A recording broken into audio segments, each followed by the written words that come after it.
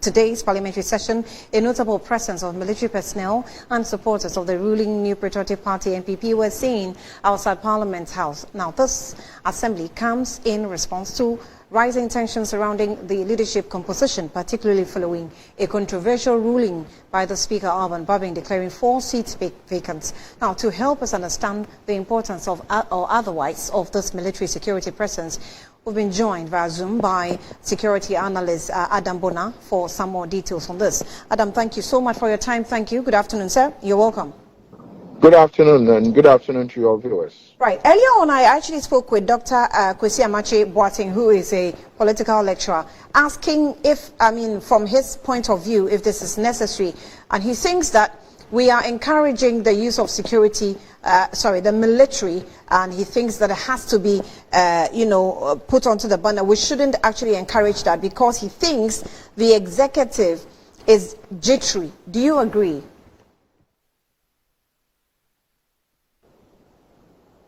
Hello? Yes, sir. Can you hear me? Yes, I can hear you. So I asked the question concerning what Dr. Kwesi Amakye-Boateng said. He's a political lecturer, and he said the jittery nature of the executive is making them use the military at every minimum situation, as we saw in Parliament today. Do you agree with that? Yes, I do agree to a very large extent. I have been one of the advocates for the non-use of the military in civil situations. When I say civil situations, internal security situations.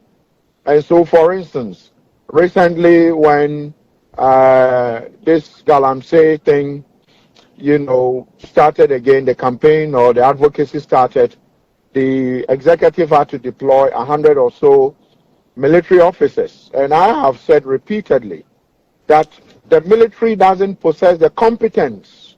They do not even have prosecutorial powers. The military, per their setup, they are there for external aggression, what we also call in security parlance, territorial integrity purposes. That is the work of the military. And so when I heard about the news, when the news started coming in, that as at last night, some military officers had been sent to Parliament, and this morning some were on their way. Early this dawn, I called the parliamentary security. These are people who I work with, to understand what is going on, because per my understanding, last night the Ghana Police Service deployed police officers who, some of them slept within the Chamber of Parliament. I would say kept awake in the Chamber of Parliament just to ensure that no one came in, unannounced to hide any form of weapon within the Chamber of Parliament. So to that extent, it meant that security had been beefed up, prior to today. And so this morning when I asked the security, my intel I picked from those who are in charge of parliament security. I was told that it is, it was a K9 unit of the Ghana Army. The Ghana Army have a K9 unit, and their work literally is to go out there and sniff out for explosives and dangerous chemicals that could be used to harm people. And so, I know it is done usually before the State of the Nation's address, or when the vice president or an important person of a sort, or routinely, they come in there to sweep the place using their canines or the dogs that they've trained to sniff out some of these things. So this morning, that was the information I picked from parliamentary security. And so later on when I checked, I was told they had left after probably doing what they had to do. As to whether they left because of the commentary that they shouldn't be there led to their going, that much I can't say. But what I know is that it could be coincident that they went there. But I agree with Dr. Amakye with regards to with the slightest of push, you see the executive sending the military. And so you have the EC chair surrounded with lots of military officers, as if we are in a war zone. And mine is that it doesn't augur well for a democracy. It is using the military for purposes that they were not trained for, which shouldn't be done in a democracy like ours. But unfortunately, because of where we have come from, where the military seem to be, we look on the military because of military takeovers, they are perceived to be those who have the wherewithal when it comes to fighting. But that is not it. Security is gone beyond biceps and, firearms. It's not intelligence. And so if the police can do it, don't bring in the military. It's not in their, their training to be sent to these areas. You know what happened in Ejura? And when they were questioned, they said you don't deploy the military with rubber bullets. So as far as I'm concerned, I agree entirely with Dr. Amachi.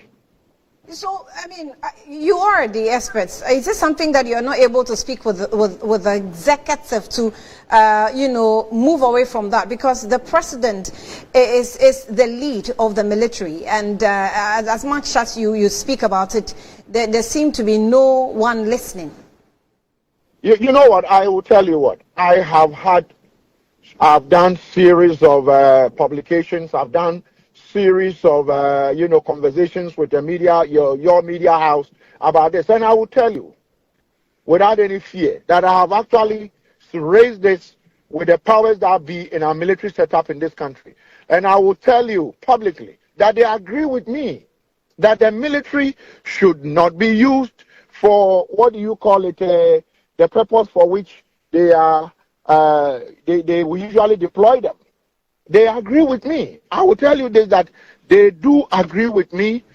Almost all officers, senior officers, will tell you that, you see, we shouldn't be performing these type of operations. But unfortunately, when we are deployed, who are we? Not, probably adhere to it, because then it will be a lawful instruction.